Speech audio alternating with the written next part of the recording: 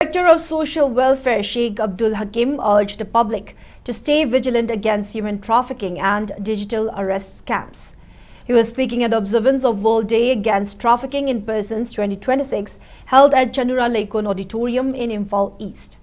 The event was jointly organized by Social Welfare Department and Shakti Saran Guild Manipur under the theme Trapped Behind the Scam.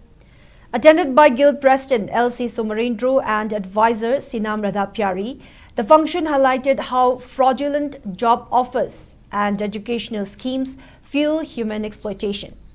Abdul Hakim stressed the urgent need for widespread youth awareness on these dangers.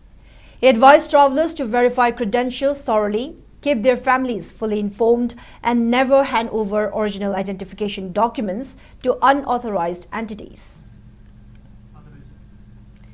Somarendro highlighted that human trafficking in Manipur has grown into a major organized crime network since 2005, emerging right on the heels of drug and weapon smuggling across the state.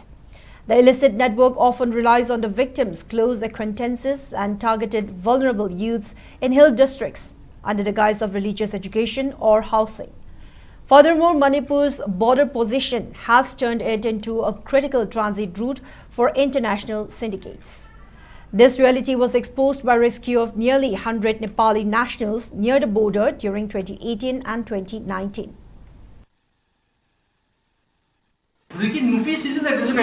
Forced criminality, massive traffic some group of persons